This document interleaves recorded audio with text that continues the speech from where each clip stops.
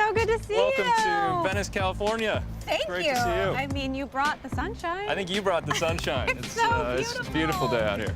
I'm in sunny LA, surrounded by sand, surf, and skateboarders.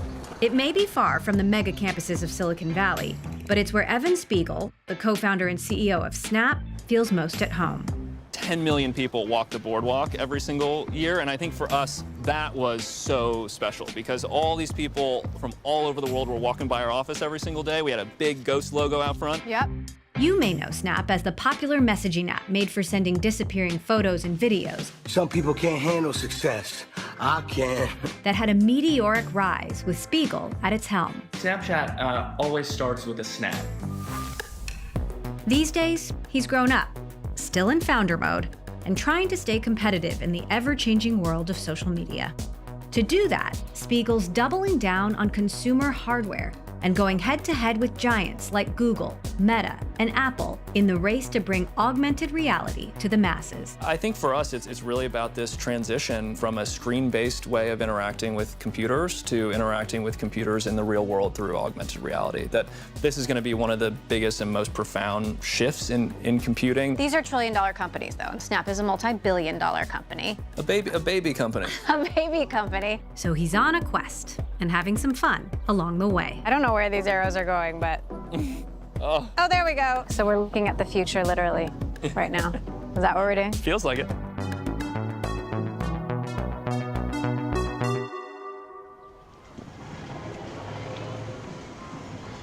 You grew up in Southern California. What kind of kid were you? Were you one of the cool kids, or were you one of the nerds trying to be cool?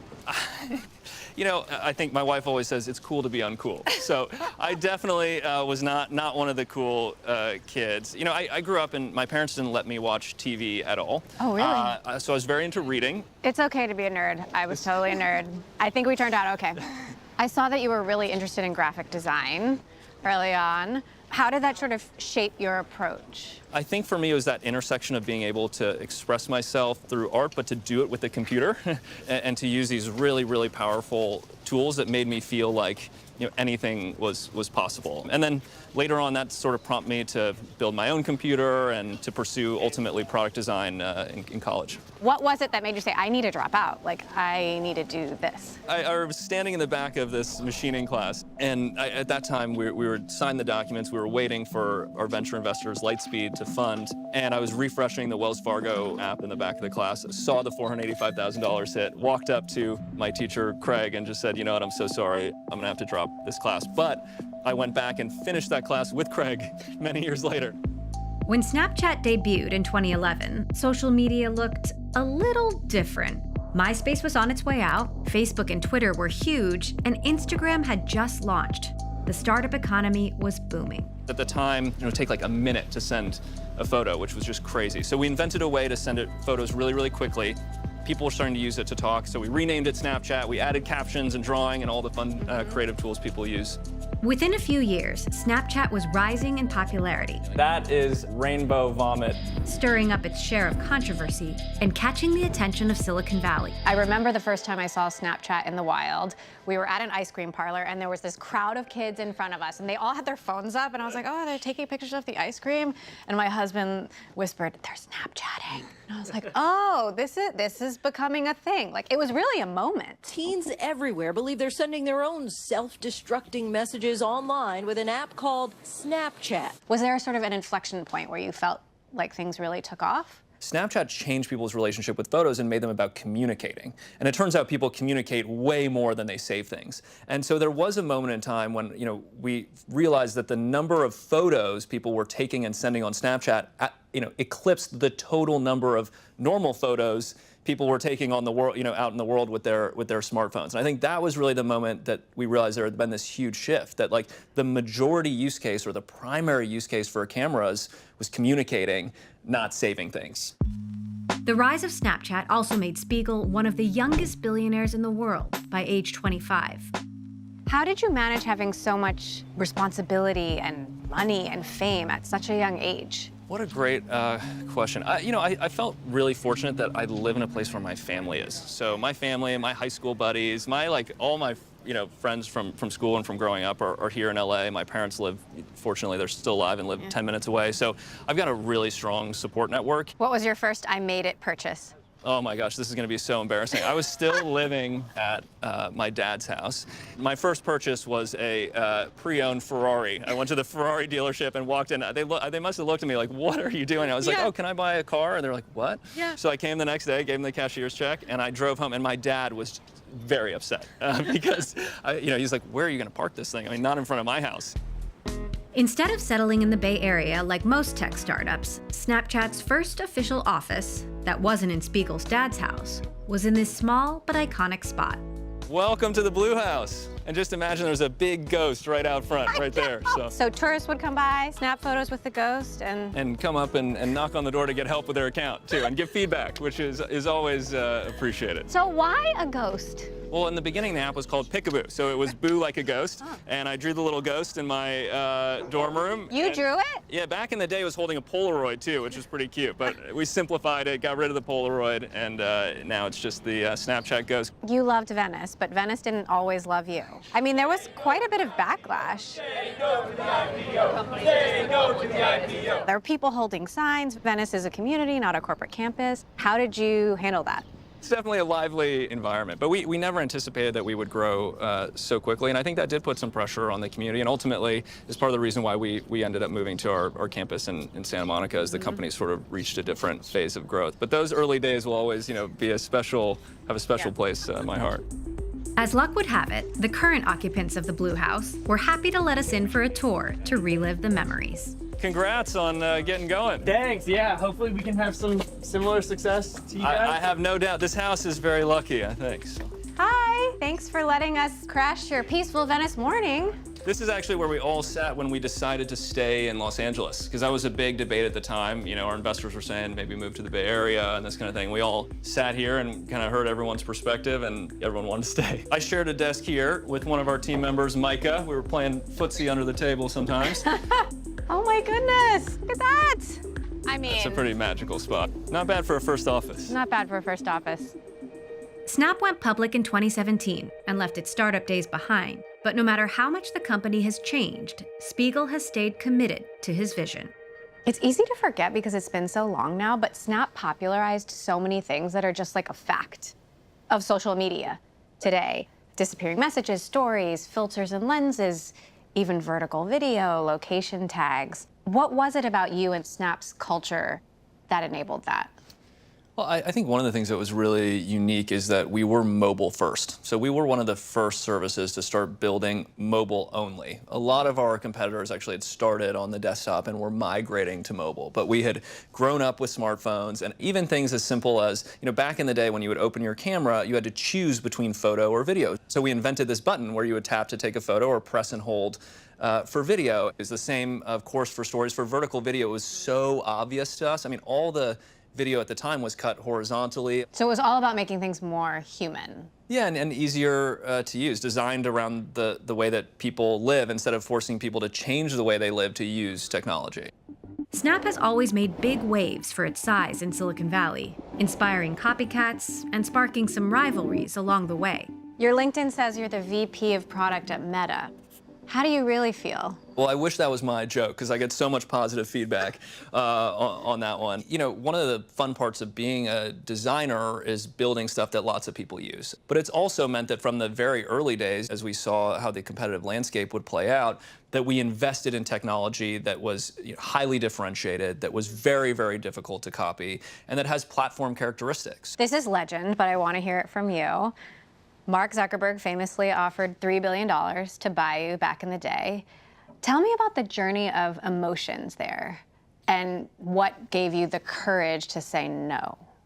Well, I can say now, publicly, it was a hell of a lot more than that, which is pretty wild. So I think for us, there were a couple... It was more than 3, you're saying? A lot more than 3. Ish, yeah, I think. Okay. I think for us, there were a couple things. The first one was that we saw a much bigger opportunity for Snapchat. A lot of that was informed by having the experience of watching Instagram. which sold very, very early in their life as a company, ultimately has become a huge driver of growth for Meta, an incredible business. And I think watching that and learning from that sort of story and the feeling we had that, wow, they had sold way too early, definitely informed some of our thinking. But more importantly, we saw so much potential for Snapchat. So we thought, that we could build a really big business on our own. Where do you get your conviction? I grew up with two parents who were both lawyers. My mother was a tax lawyer, my dad does business litigation. So our dining table conversations were energetic, to say the least. That's the primary format, actually, of our design meetings. We spend, 3 or 4 hours a week just looking at work and debating it, and really, developing that confidence in the philosophy, in the underlying perspective or point of view. Snap, like many social media companies, makes most of its money through ads, making it vulnerable to the internet's ever-changing whims. A single tweet from Kylie Jenner once wiped $1 billion off its market cap. And when it comes to users, competition is fierce. Just how big a threat is TikTok? I mean, they seem to be setting the trends that you set in the early days. They have some real advantages that make them a tough competitor. One, of course, is that they're allowed to operate in China and we're not. They have a very, very large and profitable business in China that they can use to fund their growth outside of China. And so, especially as they've been competing with us in the early days, it's not like competing with a normal startup. It's like competing with a giant conglomerate, because they have so many different services that's able to spend tens of billions of dollars to grow. And so it's been an unbelievably formative journey for Snap to try to figure out how to compete with them, in addition to the really big players here. Snap is currently sitting below its IPO price. Earnings can be notoriously brutal. But I think the massive problem for Snap is actually no one really knows what it is. Do you think Snap's best days could be behind it? It really was a dismal quarter for Snap. How do you manage the pressure of running a public company? Does that get to you? I think what's so important is that we just continue to stay focused on our vision, and that we clearly communicate that to our team. I had such an inspiring conversation with Jensen, because we're trying to grow this GPU business. People didn't think they could win in GPUs. And he mentioned to me, it just felt like I never had a clean quarter. So what was Jensen's advice? Just knuckle down. It's funny too, because at the time he had young kids, and he was joking around. He's like, so I'd bring my kids to work in a basket, and we'd be at the office 7 days a week to try to win that future. And I think ultimately to invest so consistently over a long time frame at this scale is such an advantage. But sometimes it means we don't have a clean quarter. Spiegel's focus on winning the future involves a multi-billion-dollar bet on smart glasses, something he's been committed to for over a decade, even though there's no proven market yet. What do we got here? This is Specs Memory Lane. This was my first pair of Specs. I loved the color. I was like, yes. I felt very hip. The goal was really to just see if we could inspire people to wear a camera on their face, which at the time was, I'd say, pretty taboo. We tried to make it really playful. One of our constant inspirations is the Eames quote that says, toys are really the prelude to serious ideas. And so oftentimes when we're thinking about technology, we want to create something that's inviting, that people want to play with, even if the underlying technology or the vision for the technology is much more serious or ambitious. This was generation one, and this is sort of like the tennis ball can design that popped out of the vending machines. At that point in time, we were all recovering from the Google glass hole scandal, where it was really, people felt it was invasive or inappropriate to wear cameras. Google released its first smart glasses to the public back in 2014. What better way to start off the next big thing summit than with Google Glass? And the feedback wasn't always good. Strange. Glass ended up being kind of a flop, but that didn't deter Spiegel. The next big step that we took with Specs was this one. Okay. This was a big step. This was a big, awesome. This was a really big step for us, because instead of just having one camera, we had two cameras. And with two cameras, right, there's two. Okay. With two cameras, you get depth. And therefore, you get an understanding of the world and the environment that you're in. And you get 3D content, the ability to overlay AR effects on that content. And this was really the foundation of beginning the augmented reality journey. All right, let's go try some stuff. To test out the vision, we headed to a nearby park for some games on Snap's latest prototype. Game on. Game on. Watch out. Archer Champ. Archer Champ. Right there. That wasn't nice. bad. I don't know where these arrows are going, but one of them hit. Oh, there we go. All right, you crushed me. Okay, so walk me through the design, the features. Specs have a dual SoC design, meaning there are two processors on board, one on this side and one on this side, and they talk to each other through a custom architecture we built so that one SoC is responsible for the computer vision, understanding the world around you, and the other one is really responsible for the application layer, or all those lenses that you're experiencing. Do you see one called Sightcraft? Sightcraft, Okay. yeah. It's not showing me the menu. You see a little It says button on your hand? avoid plane, improve lighting, make details visible. Okay. Okay, so this is kind of fun. Let's make our own little walking track, basically. As soon as you go through the starting line, you're gonna have your So I'm trying to just... race is on. So then Okay. follow, Oh. you can follow your little, yeah. Do I look graceful? Okay, this was so fun. I'm still skeptical that people are gonna put a camera on their faces. And it turns out I'm not the only one. Would you wear a pair of smart glasses? No. No. No camera on your face. That's disgusting. Yeah? No? No. Okay. I really don't like glasses in general. Our privacy is invaded. There's the privacy risk, amped up with AI providing new ways to collect and exploit personal data. I know behaviors have changed a lot, but it still can be like a little unnerving when someone turns to face you and they've got a camera right on you. I think you're right to feel that about camera glasses. When the primary use case of glasses is a camera, I don't think there's enough utility or a benefit for there to be real social acceptance across the world at a broad scale. I think the turning point's gonna come when you say, hey, are you taking a picture? And they say, no, I'm watching a movie. And you're gonna be like, what? Do glasses make our lives more social or more antisocial? I think they're going to create points of connection in the real world, which is fundamentally what we as humans really need. Literally, 2 months ago, I looked through our front door, and two of our boys are running around outside with the glasses on, playing together and laughing, and they're using a computer, but they're using it in a totally new way. And so I do think if we redesign computers, if we rethink computing, we can bring people together. Despite my skepticism, the smart glasses market is growing, with Meta, Apple, Amazon, and Google all announcing buzzy brand partnerships and investing a lot of capital. How do you compete? These are massive companies. In our view, the technology stacks are actually quite different. What we've always found is just a singular focus and execution against that over a very long period of time helps to compound a technological advantage that I think positions us well competitively. How does AI change AR? I think fundamentally AR is the interface for AI. So a lot of people right now are spending time investing in building these really big models. There's a lot of competition around that. You can almost think about that as the back end of AI, right? But where we're spending a lot of our time and where we're very interested is what is the front end of AI? How are people actually going to interact with and engage with AI? And the reason why we think AR is such a powerful interface is because it brings AI into the world with you. So it can understand your environment, understand who you're with, obviously make the right, recommendations in terms of your experience, but be very, very helpful in the moment as well. AI isn't just shaping the future of augmented reality, it's also changing social media, including Snapchat, which introduced its own chatbot in 2023 to mixed reviews. Snapchat is still hugely popular among teens and young adults, who will be at the forefront of the benefits and risks of new technology. Spiegel will have to navigate how to keep innovating while protecting the mental health and safety of his users. Maybe I'm just a geriatric millennial, but some of the things, Snap Streaks, Snap Credit, Snap Maps, some of those things actually seem like they might not be good for kids. And, make you feel left out if you're not on the map with your friends, or make you feel like you have to keep snapping to keep that streak going. How do you think about those things? We've thought a lot over the years about how to, do things like reduce the pressure of streaks. So we've learned from our community, and a very, very small number of people feel pressure around streaks. For those people, we've just made it very easy to restore the streak. If you lose it, you can restore it. Snap's design choices and role as a self-professed messaging app have put Spiegel, along with other companies, in the hot seat over how to keep people safe online. No legislation is perfect, but some rules of the road are better than none. It's a topic that's gaining momentum at a global level. Australia recently became the first country to ban social media for teens under 16, and that includes Snapchat.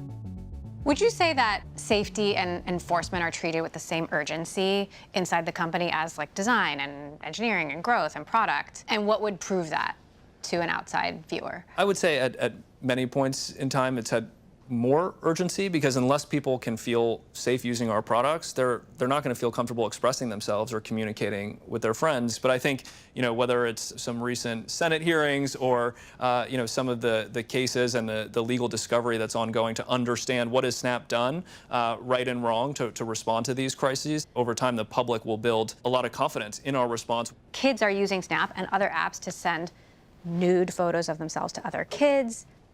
AI is like gasoline on the fire. Where does this go? Well, I think it's really important for people to understand that's a crime. And I think, there's been some really powerful legislation passed recently, the Take It Down Act, which helps protect people from being re-victimized by that sort of content. There are tools available that if you are being victimized in that way, if you have had private images that have been exposed, there are tools you can use online to create a hash of that image, upload it, and take it down from all of the various platforms, Snap included, who have integrated with that service. Do you think these things get better? Like, do kids learn? I think maybe the more optimistic view here would be younger generations are not engaging in risk-taking behaviors at the rate that their older generations were. In fact, overall, if you look at drug use, if you look at sexual behavior for teenagers and these sorts of things, they've declined dramatically. And I think there's reason to be optimistic that education, people's awareness of the risks of these sorts of behaviors have changed the way they act out in the world. Is that a good thing? Because aren't they just spending more time on screens than taking risks outside? My general view is that people are, spending time on screens that could be spent in maybe different or more productive ways. That's certainly one of the reasons why we've invested so heavily in specs, because we believe, instead of a classroom where everyone's sitting behind a laptop, what if you could all get together, look at the same thing, do simulated chemical reactions in your chemistry lab without making a mess? I think all of a sudden you have education that's interactive, that's shared in the real world, that's a lot more fun and doesn't involve just sitting behind, hunched over a screen. Spiegel has big responsibilities to manage and a new technology curve to ride. It's all part of his grand plan to build a better future that keeps us out of dark digital rabbit holes and keeps our feet in the real world, even if that means strapping computers to our faces. What is the social media of the future? Like, what will next generations be using? My hope is that the social network of the future is right here in person. So I think one of the biggest challenges we face today is we've gotten so good at connecting with people who are really far away, but we've gotten less good at connecting with people right in front of us or across from us at the dinner table. Yeah. What surprised you most about how the tech industry has evolved? I think for me, one of the things that's most surprising is the bigness, the scale of the winners especially. I think technology was always seen as an enabler of a revolutionary spirit, right? And technology was designed to empower all of us. I think today to see that vision almost inverted, where the scale of these very large technology companies almost feels totally overwhelming, is something I wouldn't have anticipated with, I think, an industry that was really designed to be revolutionary and individually empowering and to create more freedom. So I think that's still possible, and we're seeing another technological revolution underway with AI. Is the bigness a bad thing? Should it be broken up? I don't think it's a bad thing necessarily. It makes it difficult for the next Snap to be born, right? For us to be a nearly 1 billion monthly active user platform and be considered small is pretty wild. But I think it's those platform shifts that are going to create new opportunity in an industry that really does have a very small number of very concentrated players. Oh, there's a ghost! Oh, nice, you got it. Are we going to be snapping straight from our brains? Probably not in my lifetime, but someday? But maybe one day.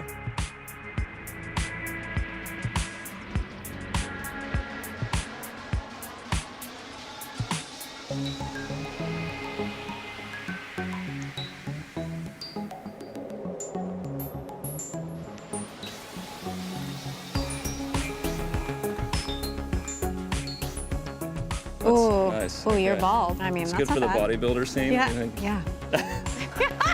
Wait, do another one.